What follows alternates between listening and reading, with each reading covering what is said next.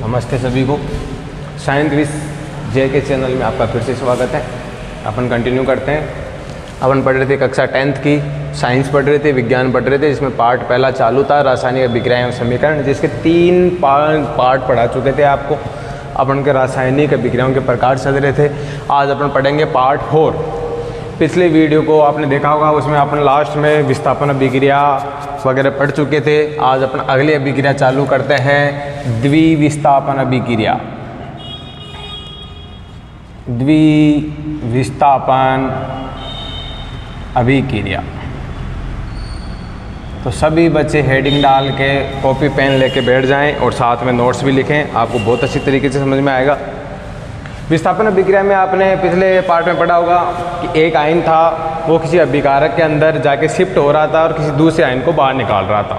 एक ही अभिकारक में कोई दूसरा आयन जाके शिफ्ट हो रहा था और उसको दूसरे को बाहर निकाल रहा था, वो विस्थापन अभिक्रिया थी। जैसा इसका नाम है द्विविस्थापन, इसका मतलब 2 जने इधर से उधर होंगे। तो इसमें 2 अभिकारक होंगे जिसमें कोई 2 आयन होंगे, वो एक दूसरे को एक्सचेंज कर लेंगे, अपनी अपनी जगह चेंज कर लेंगे। इस अभिकारक का आयन निकल के दूसरे में पहुंच जाएगा और दूसरे का आयन निकल के पहले में चला आएगा। तो वो वाली अभिक्रिया कौन सी कहलाएगी? द्विविस्थापन अभिक्रिया। तो इसकी सरल से सरल परिभाषा की ओर चलते हैं। जब किसी अभिक्रिया में, आप साथ साथ नोट कर सकते हो समझ के,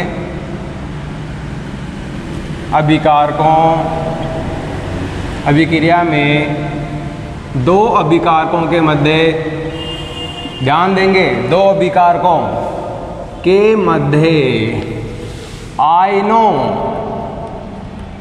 का आदान प्रदान होता है। आदान प्रदान होता है। जब किसी अभिक्रिया में 2 अभिकारकों के मध्य आयनों का आदान प्रदान होता है, उस अभिक्रिया को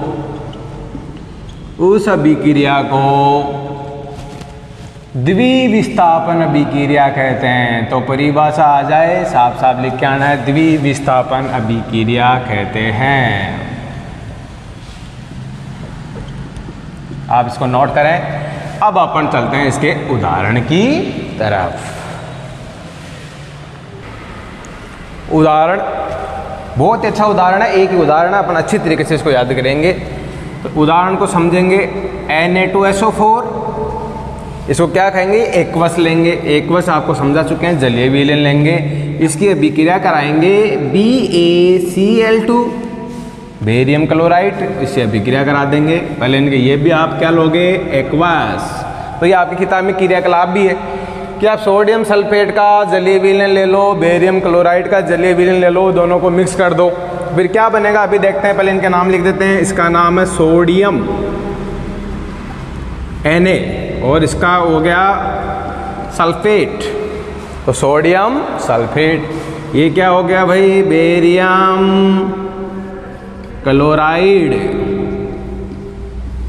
दो। अब ये क्या करेंगे? यहाँ ये आयन है Na+, यहाँ है Ba+2 आयन, ये एक दूसरे को क्या कर लेंगे? एक्सचेंज। ये Na भाग के आ जाएगा यहाँ पे और Ba चला जाएगा यहाँ पे। तो 2 अभिकारकों में आयनों का आदान प्रदान हो जाएगा। तो कौन सी अभिक्रिया होगी? द्विविस्थापन अभिक्रिया। तो नया प्रोडक्ट क्या बनेगा? Ba आ जाएगा सल्फेट के साथ, ये बन गया BaSO4 प्लस Na आ जाएगा Cl के पास। तो NaCl के पास आने से आपको पता है क्या बनता है? NaCl, यानी नमक बन जाता है। थोड़ा सा समीकरणों को संतुलित करोगे तो कुछ ऐसा करना पड़ेगा आपको कि 2 Na है तो 2 Na, 2 Cl है तो 2 Cl आपका, और बाकी सब ठीक है। Ba1 है SO4 बिल्कुल फिट है। ये बन गया आपका बेरियम सल्फेट।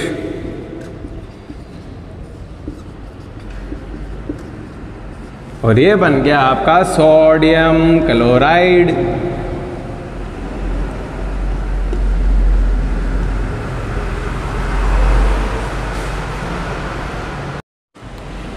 हाँ, तो हम द्विविस्थापन अभिक्रिया का एग्जाम्पल की बात कर रहे हैं। सोडियम सल्फेट लिया, बेरियम क्लोराइड लिया, बेरियम सल्फेट बन गया, साथ में सोडियम क्लोराइड बन गया। अब इनको थोड़ा सा ध्यान से देखेंगे। ये एक्वस लिया था, यानी जलीय विलयन, ये भी जलीय विलयन। लेकिन आप ध्यान से देखोगे प्रयोग, यदि प्रयोगशाला में करके देखोगे तो ये BaSO4 है वो आपको सॉलिड रूप में प्राप्त होगा। सॉलिड का मतलब है जब आप पानी और पानी के विलयन को मिला के ये देखोगे तो ये पेंदे में बैठा हुआ दिखेगा, बेरियम सल्फेट। और इसका कलर भी याद करना है, सफ़ेद रंग का होता है। कैसा? जब भी आज याद कर लो, जब भी किसी अभिक्रिया में कोई केमिकल है वो पानी के अंदर पेंदे में बैठ जाता है तो उसको कहते हैं अवक्षेप। क्या कहते हैं? अवक्षेप। अवक्षेप। तो ये यहाँ से कुछ क्वेश्चन आते हैं जो आपको ध्यान से सुनने पड़ेंगे। आपको ये कहेंगे ये अभिक्रिया है, इसमें कौन सा अवक्षेप प्राप्त होता है, तो आप कहोगे बेरियम सल्फेट। अवक्षेप बनने का कारण ये होता है कि ये रसायन है, ये पानी में घुलनशील नहीं है। पहले ये दोनों पानी में घुले हुए थे, इसका मतलब पानी में घुलनशील है, लेकिन ये बेरियम सल्फेट है, ये जल में घुलनशील नहीं है, अतः ये पेंदे में बैठ जाता है, तो नए प्रकार का केमिकल बना, ये अवक्षेप प्राप्त हुआ। किस रंग का है? सफ़ेद रंग का है। इसका नाम क्या है? Barium sulphate. लेकिन जो NaCl मिलता है ये आपको जलीय विलयन के अंदर ही मिलता है, मतलब ये जल में घुला हुआ रहता है। तो आराम से अभिक्रिया समझ में आ गई होगी। इसका एक ही उदाहरण आपको याद करना है, द्वितीय विस्थापन अभिक्रिया। जब किसी अभिक्रिया में दो अभिकारकों के मध्य आयनों का आदान प्रदान होता है, ये अभिक्रिया है और ये आपका आदान प्रदान हो गया। इसके बाद में अपन पांचवी अभिक्रिया पढ़ेंगे, उपचयन और अपचयन, मतलब रेडॉक्स रिएक्शन। तो आप इसको उतार लें, अगली अभिक्रिया की तरफ चलते हैं। पांचवी अभिक्रिया उपचयन व अपचयन, जिसमें से पहले अपन एक एक को लेते हैं। पहले पढ़ लेते हैं उपचयन को। ये समझने वाली चीजें हैं। इसके अंदर साफ साफ बात है, यदि कोई भी पदार्थ आपने लिया है और उसके अंदर यदि ऑक्सीजन जुड़ जाती है, ऐड हो जाती है या संख्या में अधिक हो जाती है, तो उस पदार्थ का क्या हो जाएगा? उपचयन। तो मैं लिख रहा हूं, ध्यान से सुना। जब किसी पदार्थ में ऑक्सीजन की वृद्धि होती है, क्या होती है? वृद्धि होती है, तो इस पदार्थ का उपचयन होता है। उपचयन होता है, या इसको दूसरे शब्दों में कहते हैं ऑक्सीकरण होता है। क्या कह सकते हैं दूसरे शब्दों में? ऑक्सीकरण। ऑक्सीकरण होता है। बहुत इंपॉर्टेंट है उपचयन। जब किसी पदार्थ में ऑक्सीजन की वृद्धि होती है तो इस पदार्थ का उपचयन होता है या ऑक्सीकरण होता है। कोई भी पदार्थ होगा उसमें ऑक्सीजन में बढ़ोतरी हो जाएगी, या बिल्कुल नहीं था तो उसके साथ ऑक्सीजन जुड़ जाएगी, उस पदार्थ का उपचयन हो जाएगा। इसी को क्या कहते हैं? ऑक्सीकरण कहते हैं। एग्जाम्पल से आपके समझ में आ जाएगा कि आपने 2 कॉपर लिया, यानी तांबा लिया, तांबे के साथ आपने ऑक्सीजन छोड़ दी तांबे के ऊपर, तो आप देखोगे कि एक काले कलर का पदार्थ या परत बन जाती है तांबे के ऊपर। ये क्या था? कॉपर था। ये आपका क्या था? ऑक्सीजन था। आप देखोगे नेचर के अंदर भी यदि कोई तांबा है, तांबे को खुला ऑक्सीजन में आपने छोड़ दिया, थोड़े दिन में तांबे के ऊपर एक काले कलर की परत बन जाती है। वही है आपका कॉपर ऑक्साइड। इसका मतलब अकेला कॉपर था, उसके साथ ऑक्सीजन जुड़ गई, तो इसके कारण इसमें ऑक्सीजन में वृद्धि हो गई। तो यही अभिक्रिया, कौन सी अभिक्रिया हो गई? उपचयन। तो इसमें उपचयन हुआ किसका है? कॉपर का उपचयन हो गया। क्यों? क्योंकि इसके साथ कौन जुड़ गया? ऑक्सीजन। तो ये ध्यान रखना, ये कौन है आपका? Copper oxide. और ये किस परत का निर्माण करता है भाई? काली परत। ये ऐसे प्रश्न आते हैं आजकल 10th बोर्ड में कि एक अक्ष पदार्थ था जिसके साथ ऑक्सीजन जुड़ गई तो उसके ऊपर काली परत CuO का निर्माण हो गया, तो अक्ष पदार्थ कौन है? तो आपका कॉपर है। या ये पूछ सकता है कि कॉपर के साथ ऑक्सीजन मिलाने के बाद में काली परत बन गई, तो काली परत किस केमिकल या रसायन के कारण बनी? तो आप बताओगे कॉपर ऑक्साइड के कारण बनी है। और यहाँ से संभावित प्रश्न क्या हो सकते हैं? यहाँ पे किसका ऑक्सीकरण हुआ या किसका उपचयन हुआ है? तो आप कहोगे कॉपर पहले अकेला था, फिर उसके साथ ऑक्सीजन जुड़ गई, तो इसका मतलब यहाँ कॉपर का क्या हो गया है? उपचयन। तो ऐसा तीर लगा के आप लिख सकते हो यहाँ पे ये कौन सी अभिक्रिया हो गई? उपचयन। ऑक्सीकरण आपको समझ में आ गया होगा। अब सेकंड पढ़ते हैं, अपचयन। आपकी 10th क्लास की बुक कहती है कि यदि किसी पदार्थ में ऑक्सीजन की कमी हो जाए या ऑक्सीजन हट जाए तो उस पदार्थ का क्या हो जाएगा, अपचयन। तो इसकी बिल्कुल विपरीत परिभाषा यहाँ लिख देंगे। जब किसी पदार्थ में ऑक्सीजन की कमी क्या हो जाएगी, अब की बार ऑक्सीजन की कमी हो जाती है तो इस पदार्थ का अपचयन हो जाता है। इंग्लिश में बोलेंगे तो रिडक्शन, तो अपचयन हो जाता है। एग्जाम्पल देखेंगे तो जो तुम्हारा कॉपर ऑक्साइड बना था ना, उसके ऊपर हाइड्रोजन गैस और चला दो आप, तो बहुत इंपॉर्टेंट है। कॉपर ऑक्साइड के ऊपर कौन सी गैस चला दिया आपने, H2 गैस। तो ये कौन है आपका, कॉपर ऑक्साइड, और ये कौन है आपका, हाइड्रोजन गैस। तो आप क्या देखोगे, ये वापस से कुछ ऐसा बन जाएगा कि ये क्या हो गया भाई। तो यहाँ देखो सिंगल कॉपर वापस मिल गया तुम लोगों को, और यहाँ मिल गया आपका जल। तो बहुत ही आसान है, CuO। तो अब यहाँ देखो पहले इसके पास ऑक्सीजन था, अब इसके पास से ऑक्सीजन हट गया, तो यहाँ पे अपचयन किसका हुआ है, कॉपर ऑक्साइड का। तो इसका क्या हो गया यहाँ पे, अपचयन। समझ में आ गया कि नहीं आ गया। यदि ऑक्सीजन जुड़ जावे तो क्या हो गया, ऑक्सीकरण। यदि ऑक्सीजन हट जावे तो क्या हो गया, अपचयन। तो ये दोनों अभिक्रियाएं देख लो आप। यहाँ अकेला कॉपर था, ऑक्सीजन जुड़ गया, कॉपर ऑक्साइड बन गया। इसमें मतलब यहाँ कॉपर का हो गया उपचयन या ऑक्सीकरण, एक ही बात है। उपचयन का दूसरा नाम भी लिख देता हूँ मैं, ऑक्सीकरण। फिर क्या क्या, कॉपर ऑक्साइड के साथ वापस से हाइड्रोजन जोड़ा तो वापस से अकेला कॉपर बन गया। तो यहाँ इस पदार्थ का क्या हो गया है, अपचयन। तो CuO का अपचयन होने के बाद में क्या मिला है तुम्हें, कॉपर। तो ये वाली दोनों अभिक्रियाएं बहुत इंपॉर्टेंट है, उदाहरण के साथ आती है। और यदि ये दोनों अभिक्रियाएं साथ हो जावे, कोई भी एक बड़ी अभिक्रिया होगी जिसमें एक पदार्थ का ऑक्सीकरण होगा, एक पदार्थ का अपचयन होगा, तो उस अभिक्रिया को दोनों को एक साथ होने को मिलाकर कह देते हैं रेडॉक्स अभिक्रिया। कौन सी अभिक्रिया कह देते हैं, रेडॉक्स।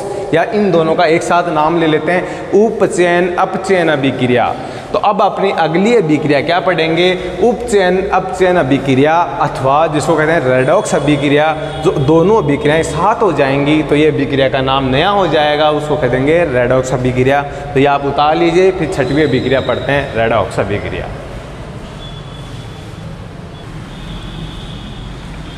6वीं अभिक्रिया रेडॉक्स अभिक्रिया, इसी नाम से आपके एग्जाम में आता है। तो रेडॉक्स अभिक्रिया में क्या होगा, कोई दो पदार्थ होंगे, उसमें से एक का ऑक्सीकरण होगा, एक का अपचयन होगा, तो दोनों को मिला के कह देंगे रेडॉक्स। तो मैं परिभाषा बहुत सिंपल है, जब किसी अभिक्रिया में एक पदार्थ का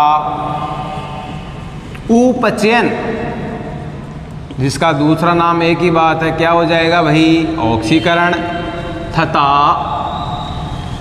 दूसरे पदार्थ का अपचयन यानी रिडक्शन, ऑक्सीडेशन और रिडक्शन, दूसरे पदार्थ का अपचयन हो जाता है, तो इस अभिक्रिया को रेडॉक्स अभिक्रिया कहते हैं। कौन सी अभिक्रिया कहते हैं, रेडॉक्स अभिक्रिया कहते हैं। एग्जाम्पल पहले वाला ही काम में आ जाएगा। अभी आपने देखा कॉपर ऑक्साइड के साथ हाइड्रोजन गैस को आपने इन्वॉल्व किया था, तो कॉपर और साथ में क्या मिला था आपको, H2O। यहाँ कौन था, बार बार इसलिए लगते हैं कि याद हो जाएगा, कॉपर ऑक्साइड जो सॉलिड में या एक्वस में कैसे भी ले सकते हो, हाइड्रोजन गैस है तो गैस, कॉपर ये सॉलिड, या आपका जल है, मिल गया। अब इसमें आप देखो पदार्थों को, पहले इस पे नज़र मारो, CuO। इसका क्या हाल चाल हुआ, इधर जाने के बाद में देखा होगा ये बन गया CuO का ओनली कॉपर रह गया। तो कॉपर में से क्या यहाँ CO में से ऑक्सीजन हट गई, तो मतलब इसका अपचयन हुआ है, अपचयन हुआ है। लेकिन यहाँ देखो H2 था पहले अकेला, H2 के साथ कौन जुड़ गई, ऑक्सीजन, तो ये लीजिए, तो यहाँ पे इसका क्या हो गया, ऑक्सीकरण, मतलब उपचयन। तो एक ही अभिक्रिया में ऑक्सीकरण और अपचयन दोनों हो रहे हैं, अतः सिंपल सी बात है, कौन सी अभिक्रिया हो गई, रेडॉक्स अभिक्रिया। यहाँ अपन लिख सकते हैं उपरोक्त अभिक्रिया में, उपरोक्त अभिक्रिया में CuO यानी कॉपर ऑक्साइड का क्या हुआ है भाई, अपचयन हुआ है, परंतु H2 का ऑक्सीकरण हुआ है। H2 का क्या हुआ है भाई, यहाँ पे ऑक्सीकरण हुआ है। अतः यह अभिक्रिया रेडॉक्स अभिक्रिया है, बहुत इजी है। यह आप उतारो, फिर दूसरा उदाहरण करते हैं रेडॉक्स अभिक्रिया के अन्य उदाहरण में, इसको एग्जाम्पल नंबर 1 देते हैं।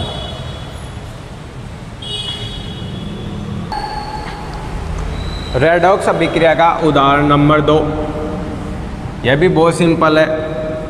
ZnO + C, ये जब भी अभिक्रिया करेंगे तो ये कुछ ऐसे बन जाएंगे, बहुत ही सिंपल है। इनको देखोगे, जिंक ऑक्साइड था, कार्बन के साथ अभिक्रिया कराई तो जिंक बन गया CO, कार्बन मोनोऑक्साइड। तो ये इनके नाम लिख लेते हैं पहले, जिंक ऑक्साइड, ये आपका कार्बन है, ये अकेला जिंक बन गया।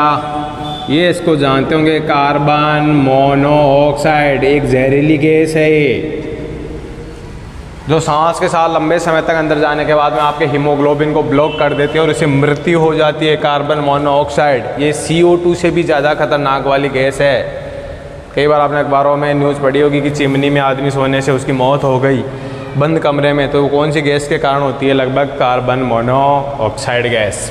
तो इसमें देखो किसके साथ क्या हुआ, ZnO था, जिंक बन गया, ये देखिए ऑक्सीजन था पहले, ऑक्सीजन हट गया तो यहाँ अपचयन हो गया। लेकिन यहाँ कार्बन था, कार्बन के साथ ऑक्सीजन जुड़ गया तो यहाँ पे उपचयन हो गया, मतलब यहाँ ऑक्सीकरण हो गया। तो दोनों अभिक्रियाएं एक साथ हो गई, तो कौन सी अभिक्रिया कहलाएगी, ये रेडॉक्स अभिक्रिया। तो यहाँ का पोर्शन थोड़ा सिंपल है, अच्छे से आप बस अभिक्रियाओं को याद कर लें। अब उदाहरण नंबर 3, 3 उदाहरण आपको याद करने हैं। रेडॉक्स अभिक्रिया का तीसरा उदाहरण मैंने यहाँ लिखा है, देखो MnO2 4HCl MnCl2 2H2O Cl2। आपको अभिक्रियाएं याद करनी पड़ेगी और कोई इलाज नहीं है। लेकिन इसमें देखो आप किसका ऑक्सीकरण और किसका अपचयन होता है। तो इसके पास पहले ऑक्सीजन था, अब इसके पास ये ऑक्सीजन गायब हो गया है, इसका मतलब सीधी सीधी बात है, इसका क्या हो गया है, अपचयन। यहाँ पे देखो HCl था, यानी H था, इसके साथ ऑक्सीजन जुड़ गई है, तो यहाँ पे इसका हो गया ऑक्सीकरण। तो दोनों अभिक्रियाएं एक साथ हो गई, अतः इसको कौन सी अभिक्रिया कहेंगे, रेडॉक्स अभिक्रिया। तो रेडॉक्स अभिक्रिया के 3 उदाहरण पढ़े अपने, कॉपर वाला, जिंक वाला और मैग्नीज वाला। तीनों को आप अच्छे से याद करें। इसी प्रकार आपके सारे अभिक्रियाओं के प्रकार पूरे हो चुके हैं। 6 अभिक्रियाओं के प्रकार आपने पूरे करें। अब चैप्टर अपने अंतिम पड़ाव में आ चुका है। अब सिर्फ 2 चीज़ें शेष बची है, एक तो संक्षारण यानी जंग लगना, धातुओं का खराब होना, उसको संक्षारण या कोरोजन कहते हैं। और एक बचा है आपके जो वनस्पति तेल वगैरह हैं, घी हैं, वो जब खराब होते हैं वसायुक्त पदार्थ, तो अब अभिक्रिया यहीं ख़त्म हो गई है। अब नई चीज़ डालेंगे अपन, हेडिंग संक्षारण। तो आप आगे लिखें, यहाँ तक नोट करें। तो अब पढ़ेंगे हम संक्षारण, कोरोजन। ये बहुत ही इजी है, 10th क्लास में बहुत ज़्यादा बार आता है। संक्षारण का मतलब सीधा सा है, जब आपने तो रियल लाइफ में देखा होगा, लोहे को आप पानी वगैरह या हवा में छोड़ देते हो तो लोहे के ऊपर धीरे धीरे जंग लग जाती है। लोहा पहले चमकदार होता है, लेकिन धीरे धीरे उस पर लाल भूरे रंग की एक नई परत चढ़ जाती है, उसी को क्या कहते हैं, संक्षारण। तो इसकी परिभाषा कैसे लिखोगे 10th में? अब लोहे की तो लिख नहीं सकते, लोहे जरूरी नहीं है लोहे के साथ भी, चांदी के साथ भी होता है, तांबे के साथ भी होता है। तांबे को आपने देखा होगा धीरे धीरे तांबे के ऊपर हरे कलर की परत चढ़ जाती है और चांदी के ऊपर काले कलर की परत चढ़ जाती है। तो 3 अलग अलग रंगों की परत होती है। देखो लोहे के ऊपर तो लाल भूरे रंग की परत चढ़ जाती है, तांबे के ऊपर लगभग हरे रंग की परत चढ़ जाती है, तांबा जब पुराना हो जाता है, और चांदी के ऊपर काले रंग की परत चढ़ जाती है। सभी किसके उदाहरण हैं? संक्षारण के। मतलब इसके अंदर क्या होता है, यदि कोई धातु अम्ल, आर्द्रता आदि के संपर्क में रहती है, संपर्क में, अम्ल समझ गए एसिड वगैरह, आर्द्रता का मतलब हवा के अंदर यदि पानी की मात्रा हो, जैसे कि अभी ये मौसम चल रहे हैं बरसात वाले मौसम, इसके अंदर हवा के अंदर पानी की भी अधिक मात्रा होती है, ह्यूमिडिटी वाला मौसम है, आर्द्रता वाला मौसम है। तो कोई धातु अम्ल, आर्द्रता आदि के संपर्क में रहती है तो संक्षारित होती है। संक्षारित का मतलब खराब होती है, संक्षारित होती है। तो इस घटना को संक्षारण कहते हैं। बहुत ही इंपॉर्टेंट परिभाषा है, आती रहती है। जैसे एग्जाम्पल, लोहे पर लाल भूरी परत चढ़ना, याद करवा रहा हूं एनसीईआरटी के अनुसार, तांबे पर हरी परत चढ़ना, चांदी पर काली परत चढ़ना, ये सभी किसके उदाहरण है भाई? संक्षारण के। लोहे पर लाल भूरी रंग परत चढ़ गई, जिसको कहते हैं जंग लग गया। क्या कहते हैं? जंग लगना। तांबे पर हरी परत चढ़ जाती है, चांदी पर काली परत चढ़ जाती है, सभी किसके उदाहरण हैं? संक्षारण। अब से इंपॉर्टेंट बातें करते हैं, क्या ये भौतिक परिवर्तन है या रासायनिक परिवर्तन? सीधा सीधा प्रश्न आता है, संक्षारण या जंग लगना है वो भौतिक परिवर्तन या रासायनिक परिवर्तन? तो इसमें ध्यान रखना, इसमें एक रिएक्शन होती है, इसमें एक केमिकल रिएक्शन शामिल है, रासायनिक अभिक्रिया शामिल है, अतः ये एक रासायनिक है, ये रासायनिक परिवर्तन है। तो मैं क्या लिख दूंगा? संक्षारण एक रासायनिक परिवर्तन है। बहुत इंपॉर्टेंट बात बोल रहा हूँ, रासायनिक परिवर्तन है। इसके क्या नुकसान हैं? तो ये धातुओं को धीरे धीरे खराब कर देता है। जैसे अपन को अर्थव्यवस्था, यानी जैसे अपन लोहे के ही पुल बनाते हैं, वाहन बनाते हैं, जहाज वगैरह बनाते हैं, तो ये धीरे धीरे ख़राब होने लग जाते हैं। तो उनमें नया लोहा डालते रहना पड़ता है, अतः अपनी इकोनॉमी यानी पैसों का नुकसान होता है। तो कुछ इंपॉर्टेंट बातें और लिख दूंगा। लोहे पर जंग लगने के कारण, जैसे एनसीईआरटी की बात हो, कार के ढांचे यानी कार की बॉडी, जहाज, ब्रिज आदि में लगा लोहा खराब होता है, जिससे आर्थिक नुकसान होता है। कौन सा नुकसान होता है? आर्थिक नुकसान होता है। बहुत इंपॉर्टेंट बात है कि भाई यदि धातु का आप तुम खुली छोड़ दोगे तो धीरे धीरे वो ख़राब होने लग जाएगी और एक टाइम के बाद में आपको बदलनी पड़ेगी या उसको पेंट वेंट वगैरह करवाना पड़ेगा। जैसे खिड़की वगैरह, दरवाजे लोहे के ख़राब हो जाते हैं, जिससे अपन को आर्थिक नुकसान होता है। अब पूछता है इसके बचने के क्या उपाय है? ऐसे तो इससे पूरी तरह बचना तो थोड़ा मुश्किल होता है, लेकिन फिर भी यदि आप लोहे के ऊपर किसी कलर की दूसरी परत चढ़ा दो, पेंट कर दो उसके ऊपर, तो आप इससे बच सकते हो एक लंबे समय तक। और वो उससे कैसे बच पाए तो इसको देखो, जंग कैसे लगता है। जैसे लोहा खुला पड़ा है, लोहे को अभिक्रिया करने के लिए ध्यान रखना ऑक्सीजन चाहिए और पानी चाहिए, तो उस पर जंग लगेगी। क्योंकि जंग होती है वो होती है आपकी फेरस ऑक्साइड, यानी जंग लगने के लिए दो चीज़ें और चाहिए लोहे को, ऑक्सीजन चाहिए और पानी चाहिए। अब वो कहाँ से मिलती है लोहे को? जैसे आपका लोहा है, खिड़की दरवाजे हैं, आपका मौसम आर्द्र मौसम हो रखा है, तो हवा के अंदर ऑक्सीजन मिल जाती है और हवा के अंदर ही उसको पानी मिल जाता है, तो धीरे धीरे हवा के संपर्क में आने के कारण उस पर जंग लग जाती है। अब आपने क्या किया? उस पर पेंट चढ़ा दिया, पेंट चढ़ा दिया तो अब उस लोहे के ऊपर एक परत और चढ़ गई है, तो जब भी कोई कांटेक्ट में आएगा तो वो हवा जो पानी है वो पहले पेंट के कांटेक्ट में आएगा, ना कि लोहे के कांटेक्ट में।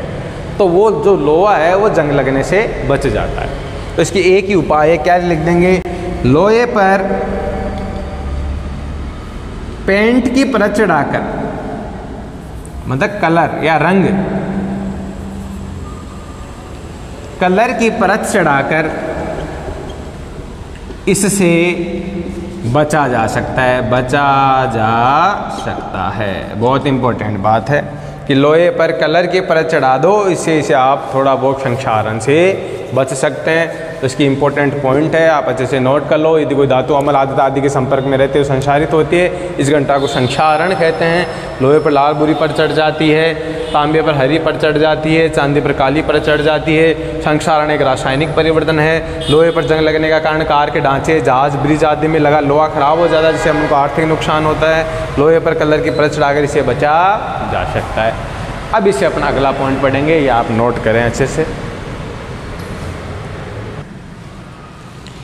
अब इस चैप्टर का लास्ट पॉइंट बचा है विकृत गंधिता, जिसके नाम से, हिंदी के नाम से थोड़ा आइडिया पड़े। विकृत का मतलब खराब हो जाना, गंधिता का मतलब गंध।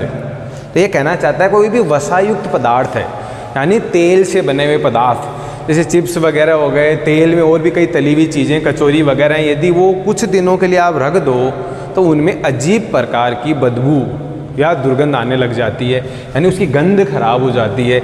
ऑयल से बनी हुई चीज़ों को, ऑयल का मतलब होता है वसा, तो मैं क्या कह सकता हूँ, वसा या तेल से बनी हुई वस्तुओं को जब लंबे समय तक रख देते हैं तो उसकी गंध में यानी उसकी गंध विकृत हो जाती है, उसकी गंध बेकार हो जाती है। इस घटना को क्या कहते हैं, विकृत गंधिता। तो पहले परिभाषा से स्टार्ट करते हैं। वसा, ये बहुत ज़्यादा आता है, ध्यान रखना, आप इसको बहुत अच्छे से याद करेंगे। वसा अथवा तेल से बनी वस्तुओं को खुला रखने पर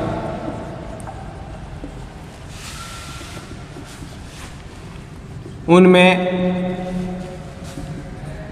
विशेष प्रकार की गंध आने लग जाती है,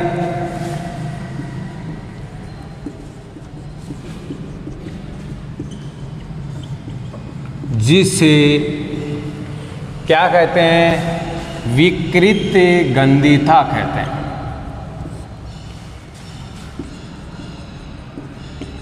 अब इंपॉर्टेंट ज़्यादा ये है कि ऐसा हुआ क्यों। तो क्या होता है, देखो तेल है, जब ऑक्सीजन के खुला छोड़ दिया आपने, हवा संपर्क में आ रही है, ऑक्सीजन के संपर्क में आएगा तो उसके साथ ऑक्सीजन जुड़ जाती है, और ऑक्सीजन जुड़ते ही वो वाली घटना हो जाएगी ऑक्सीकरण। तो ये वो घटना है, ये ऑक्सीकरण की होती है। तो ध्यान रखना, विकृत गंधिका का कारण पूछ लेगा आपको, ऐसा क्यों होता है, तो आप कहोगे वसायुक्त पदार्थों के ऑक्सीकरण होने के कारण ये घटना होती है। तो अगला पॉइंट लिख दूंगा, वसा युक्त पदार्थों के ऑक्सीजन के संपर्क में आने के कारण ये घटना होती है, अर्थात दूसरी भाषा में बोलूं, वसायुक्त पदार्थों के ऑक्सीकरण के कारण, ऑक्सीकरण के कारण ये घटना होती है। तो जब आपको पता चल गया कि ये ऑक्सीजन में संपर्क में आने के कारण ऐसा होता है, तो क्या इससे बच सकते हैं? तो हाँ, बिल्कुल इससे बच सकते हैं। जैसे आपने देखा होगा बाजार में चिप्स के पैकेट आते हैं, पर्सन बहुत आता है, चिप्स के पैकेट आते हैं, तो चिप्स के पैकेट भी तेल में तले हुए होते हैं, फिर भी वो लंबे समय तक एकदम आप थैली खोलोगे तो बिल्कुल सही निकलते हैं, लेकिन यदि थैली खुली हुई 1-2 दिन भी छोड़ दी तो बेकार हो जाते हैं। तो मतलब उस थैली के अंदर ऐसा क्या है, उसके अंदर हवा तो होती है, फिर भी वो ख़राब क्यों नहीं होती? उस थैली के अंदर हवा है तो उसका मतलब ऑक्सीजन होगी। लेकिन क्या करते हैं, चिप्स कंपनियां थैली की पूरी वायु को बाहर निकाल देते हैं और उसमें केवल नाइट्रोजन भर देते हैं।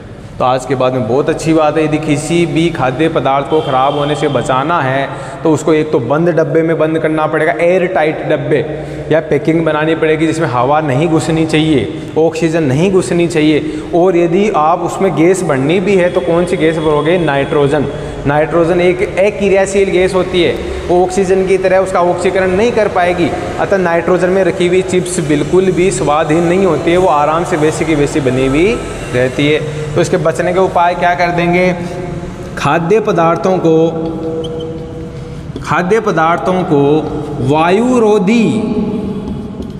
वायुरोधी मतलब जैसे वायु नहीं जानी चाहिए, वायुरोधी पैकिंग में बढ़ते हैं। किसमें, वायुरोधी पैकिंग में बढ़ते हैं, तथा चिप्स आदि के पैकेट में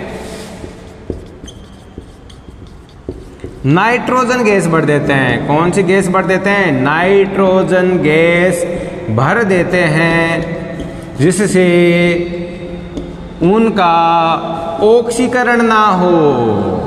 क्या नहीं हो, ऑक्सीकरण ना हो। ये प्रश्न आता है चिप्स के पैकेट में नाइट्रोजन क्यों भरी जाती है, तो आप कह दो कि चिप्स के पैकेट को विकृत गंधीता से बचाने के लिए उसमें नाइट्रोजन भरी जाती है। यदि नाइट्रोजन नहीं भरेंगे तो ऑक्सीजन मिलेगी, ऑक्सीजन उसको पूरा ख़राब कर देगी, उसकी गंध बिगाड़ देगी, वो खाने लायक नहीं रहेगा। नाइट्रोजन भर देंगे तो उनका ऑक्सीकरण नहीं होगा, क्योंकि